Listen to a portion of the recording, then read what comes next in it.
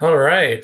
Good morning, everyone, or afternoon, depending on where you are. Excited to kick this off. Excited to see what the conversation looks like, and share a little bit about what we've been working on here at Public Input. I'm gonna let there's still As always there's names popping up in the room, so we're gonna give it the obligatory minute or two for everyone to file in. And then we'll be off to the races. As I tell everybody that's been on a webinar with me before, I aim to do more with less. It's easy to be verbose in these things, so we've got a half an hour on the agenda. We will make sure to get it done before that.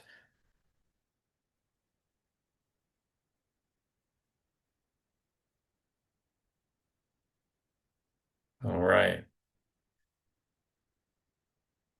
I'll go ahead and start by introducing myself. If there are some new, and I do see actually some new names popping up, so that's exciting. A chance to see some new folks.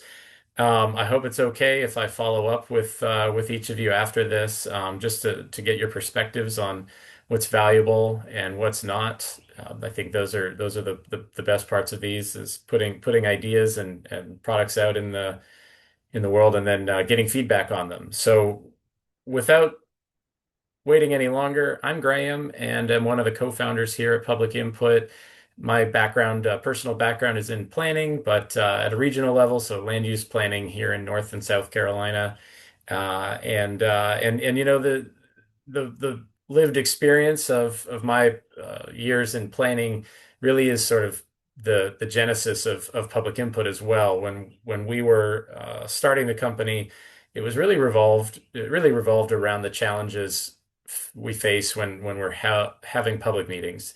Not necessarily, can I build can I build a survey for my plan or for my project, but making sure that when we went out to the community and we sought the a representative kind of feedback. We heard from the right people. We made it easy for people to participate. And then the real challenge, as I think everybody on this call will relate, is what you do when you get back into the office and you have to sit down and create the records for these types of things. And so that's where we're evolving today. I think like I said, the introduction to this webinar is going to be about how to make the meetings process more efficient. And so we've got a couple of, like I said, there's a few new folks who just filed in. So we've got a half an hour here. We're going to get this done in less time so that you can, if it's sort of lunchtime where you are, you can go back to that. But we want to make sure that we get through some of the content. There is a chance for anybody to ask questions. Do that throughout. We've got the chat function on. So if you want to post a question, I'll get to it as they come in.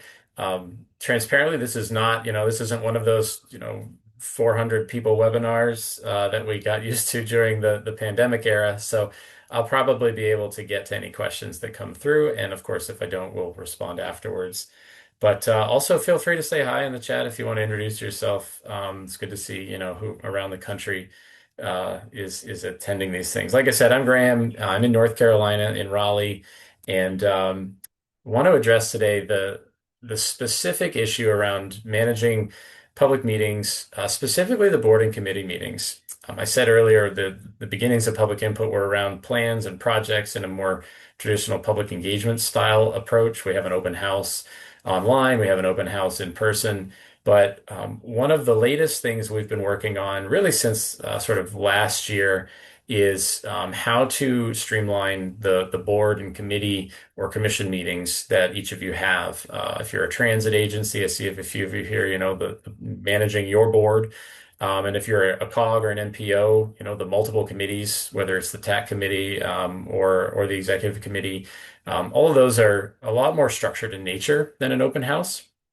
And with that comes an awful lot of time preparing for and managing those meetings. We did some calculating. This is one of the first times we've done an ROI calculator at Public Input. But if you look at the sort of the numbers, and you can probably relate with regards to agenda creation and public notice and making sure that if you are running these in a hybrid format, you've got the tech stack aligned, your AV in the in the room, and then any virtual participation.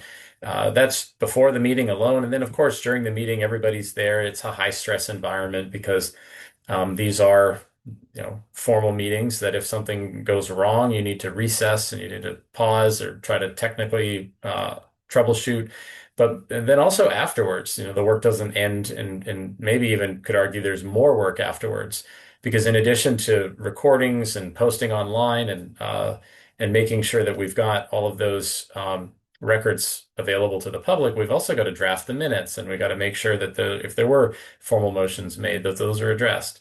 So what we want to do is really look at how to reduce that for you. If you're a typical COG, if you're a typical MPO or transit agency, there is not going to be a clerk of the board or court reporter. Those types of wouldn't it be nice, right? But usually these functions they cascade across staff, whether it's the director, planning director, administrative staff. Everybody kind of shares in the workload. And so all these hours add up. And if it were an assigned person, maybe those hours would have already been accounted for. But what we're learning is that throughout, month to month, fluctuations in meetings and public comments and interesting topics and just general process, these are unpredictable workflows. And sometimes if whoever is acting as the secretary is out, it's the executive director that steps in and has to actually prepare the minutes.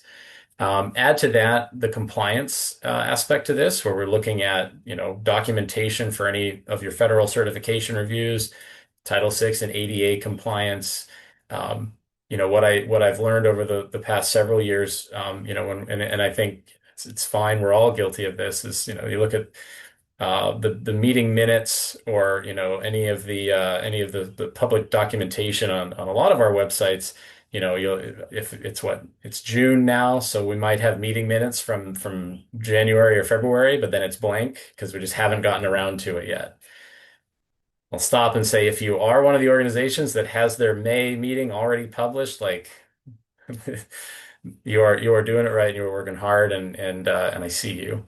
But when we want to what we want to do here really is allow for there to be a tool for you to centralize this process around, even if you are managing those workflows on in a timely manner. It's a disconnected process. It's across spreadsheets, it's across transcripts that are being pulled out of Zoom or Teams or whatever you're using. It's comments that came into your email inbox. It's just so many different places. And so what we're trying to do is create capacity in your workload. And then over time, of course, as this workflow is consistent, those are returns on investment where you can be spending your time doing the other things that are a priority, relative to your job description. So, workflow, we want to make sure that you've got the capacity to do these things and focus on the region, focus on the planning, focus on, operations, and then making sure that you can also keep those records accurate, consistently, and in compliance, for the federal review or any of those certifications where you've got to pull it all. So public input as a platform has been growing over the past 12 years to allow for all of the different inputs, as our name suggests, from the public in one place. And that means public engagement, whether it's the planner hosting a survey or doing an open house. It means the communications teams sending emails or notifying the public of various things. And now it means also capturing your meetings and being able to keep those interactions in the same place in the system of record when it's time to pull them and report out on them or make decisions based on the data. It's all in one place for you. And so, like I said, taking the work stream of running the meeting, the actual administrative aspect of this, and then also trying to create some efficiencies with the reporting and the compliance aspect. When we do that, then we're really, I think, providing the value that we want to here at Public Input.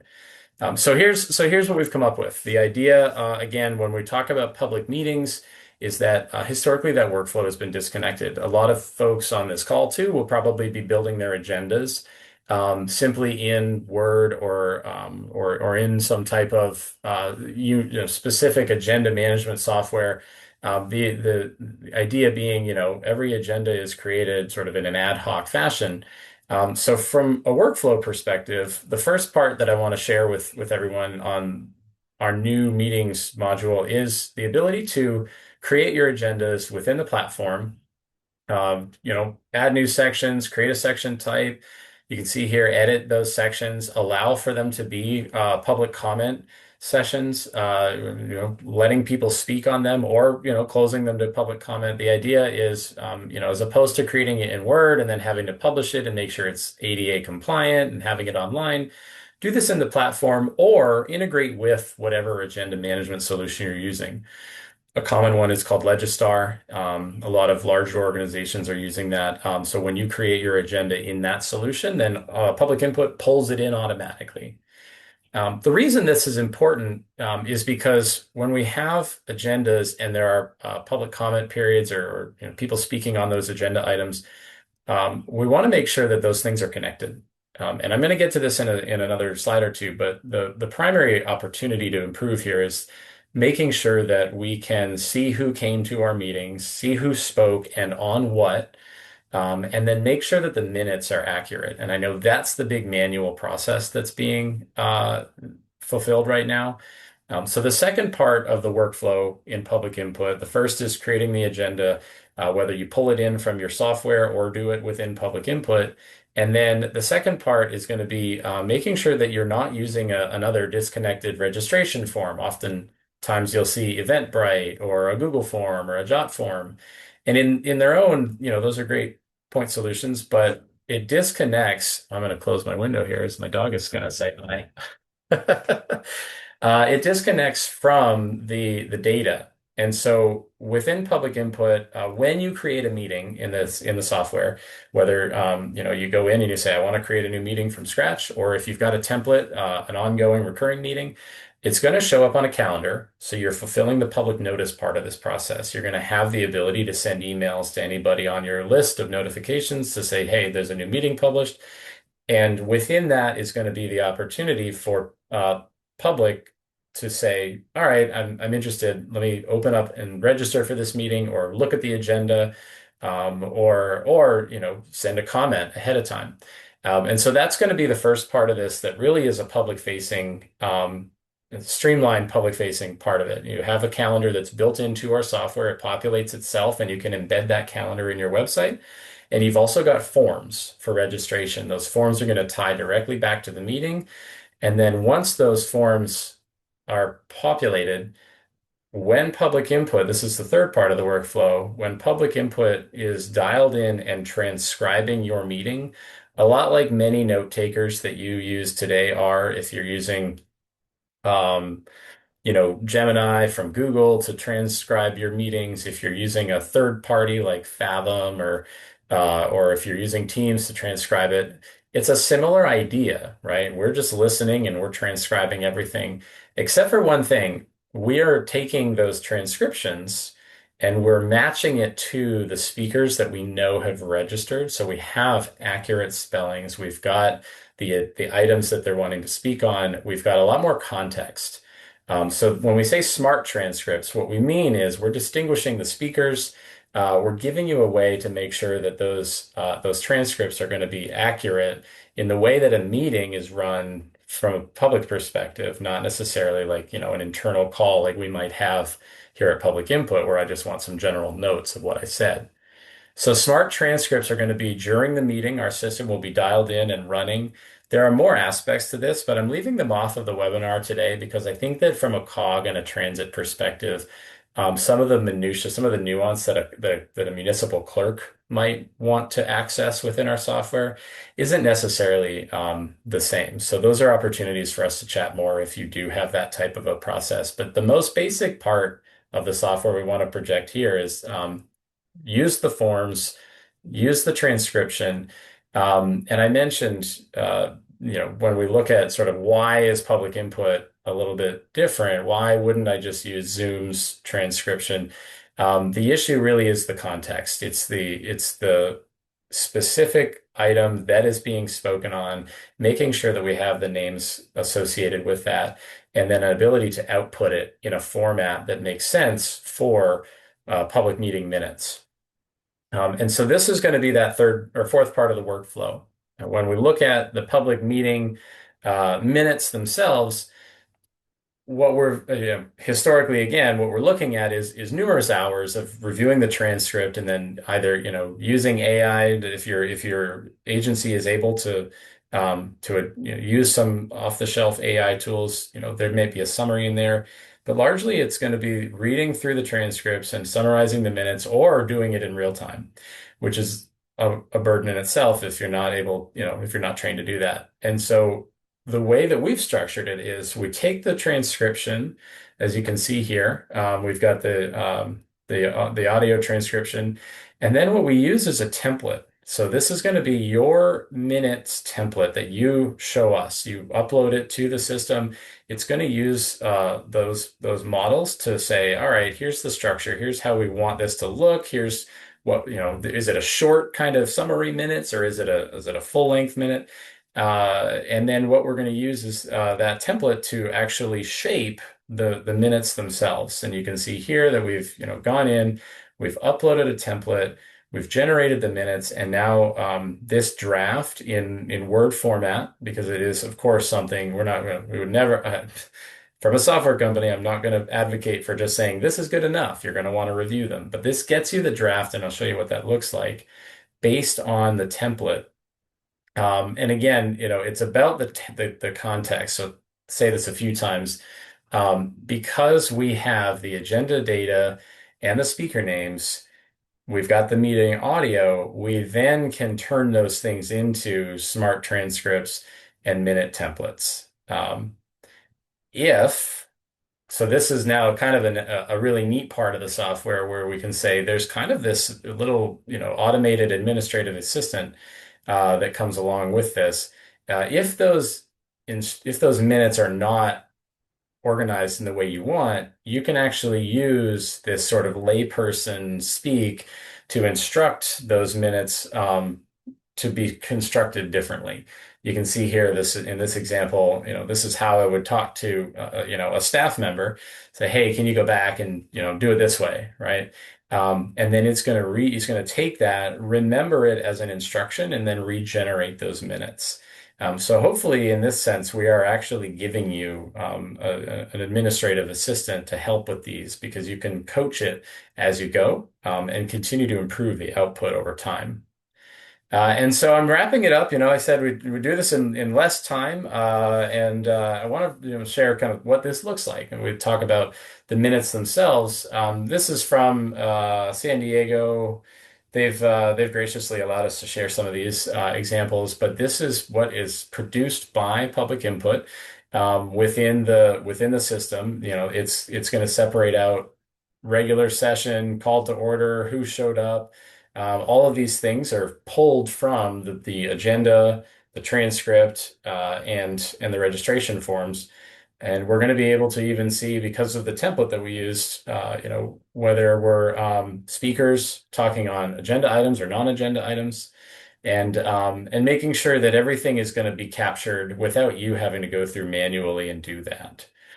So record-setting time to get through just a really quick, hey, this is what we're working on. This is how we want to help the additional sort of unseen work that occurs in COGs, MPOs, transit agencies. A lot of municipal clerks are using this, especially in California, as they have new laws around hybrid meeting participation and records keeping. But we're seeing adoption of this, in states across the country, here in North Carolina, down in Alabama, up in New York. We're excited to see this cost savings and efficiency tool be adopted. So with that, I will stop and say, are there any questions or is any comments? This is one of those, we're introducing you to an idea. We'd love to know more about your thoughts and be here to answer any questions as you start to think about the opportunity to use public input for something different than we've been historically known for at your agencies.